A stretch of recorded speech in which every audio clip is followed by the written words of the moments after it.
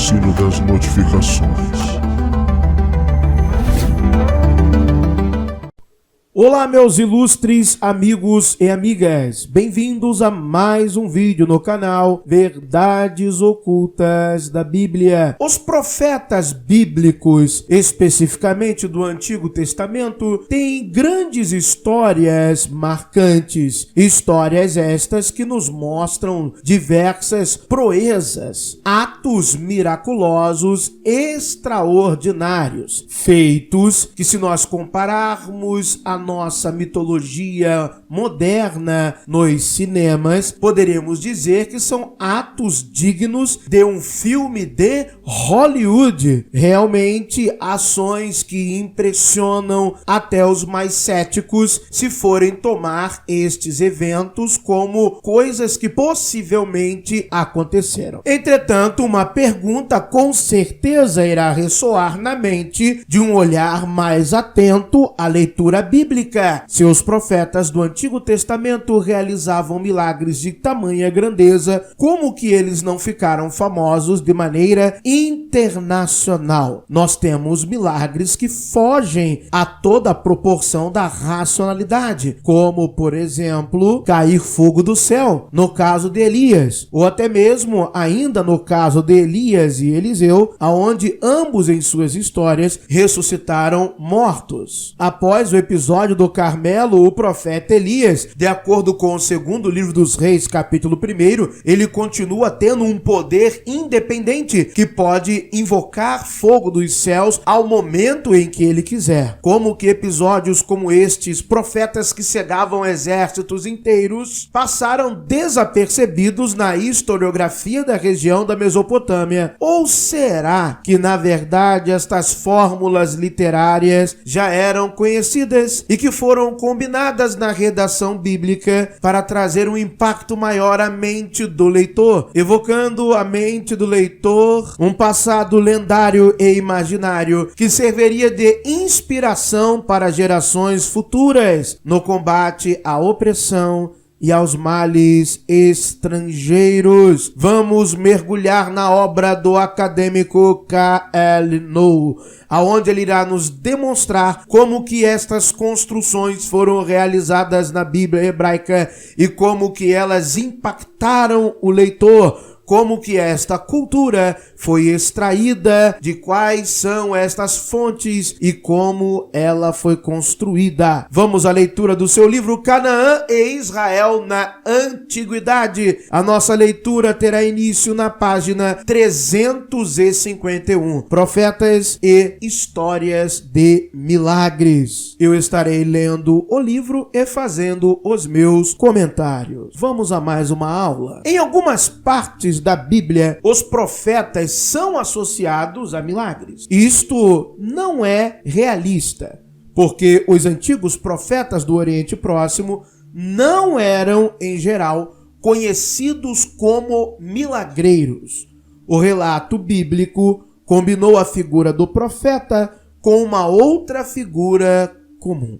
Nas culturas tradicionais de todo o mundo, e mesmo de vez em quando no Ocidente moderno, os indivíduos apresentam-se às suas comunidades como mediadores entre o reino natural e o reino sobrenatural. Os antropólogos chamam esse tipo de indivíduo de xamã. Apesar da nomenclatura xamã caracterizar a uma cultura específica, ela passa agora a abranger todo indivíduo que venha a ter esta característica de ser um mediador entre o reino natural e o reino sobrenatural.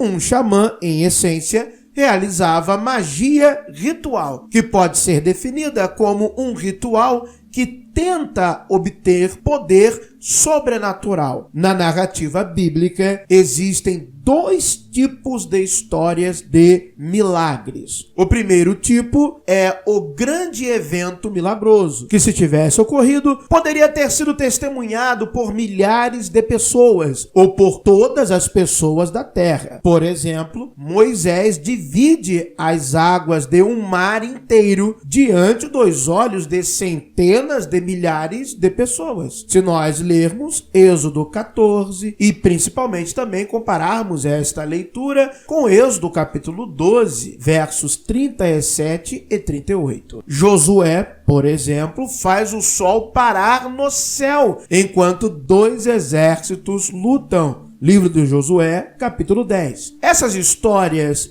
não envolvem um profeta, embora Moisés receba em outros lugares o título de profeta, exemplo, Deuteronômio 34, versículo 10.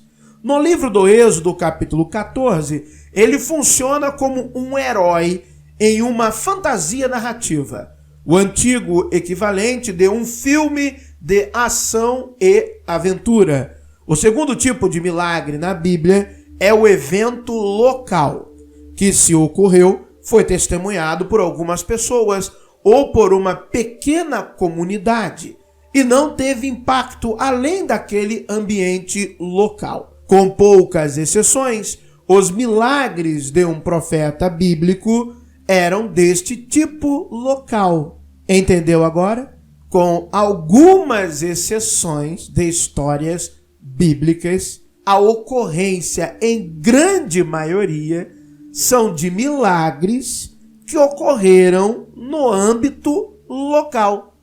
Há um número restrito, há um número reduzido de pessoas, o que logicamente vai evitar, entre aspas, evitar a sua propagação, no sentido de dizer assim, não, realmente atestamos que há um milagreiro na terra do antigo Israel, na região do Levante, no Império Sírio-Palestino, no reino do Israel antigo ou no reino da Judéia. Não há como saber. O que temos são apenas histórias, porque os milagres eram realizados de maneira local, em uma literatura que colocará em grande maioria esses acontecimentos de maneira especificada, restrita, em um escopo bem definido, aonde poucos são aqueles que realmente poderiam atestar o fato e dizer, aconteceu. Por exemplo, Eliseu revive uma criança morta, purifica a água venenosa de uma nascente e também uma sopa venenosa. Ele faz com que ela esteja saudável para comer. Ele também multiplica pães, faz um objeto de metal flutuar na água, entre outros milagres. Se você parar para prestar atenção em todos estes feitos miraculosos, você irá perceber um ponto em comum entre todos: milagres realizados em ambientes específicos, com número de pessoas reduzidos, um ambiente local. Quem viu o machado flutuar, se tomarmos a narrativa bíblica por literal? Apenas o colégio de discípulos. Quem viu o menino ressuscitar? Apenas Eliseu, o seu discípulo, e a sua mãe, que estavam presentes no local. Quem viu a morte sair da panela? Apenas Eliseu e os seus discípulos. Quem viu o milagre da multiplicação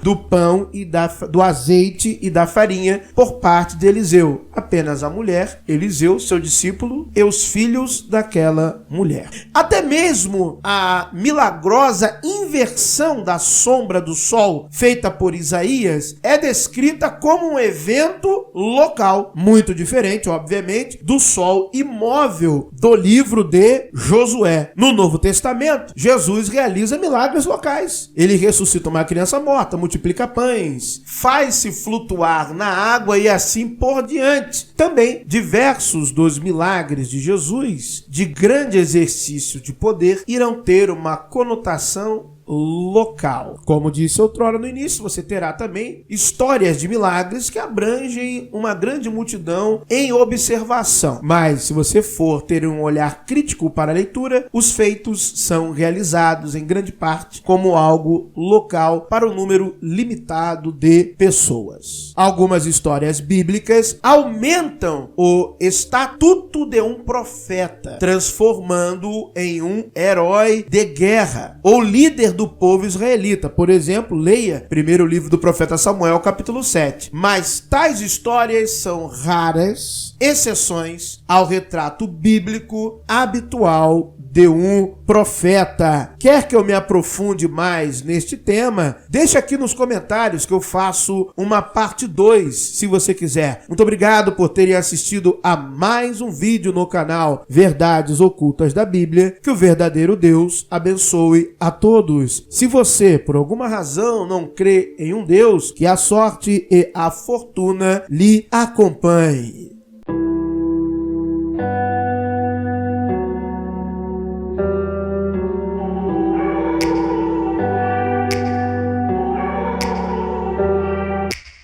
Take me back to a place where I felt at home. Take me back to a day when we weren't alone. Take me back to an age when the world felt small.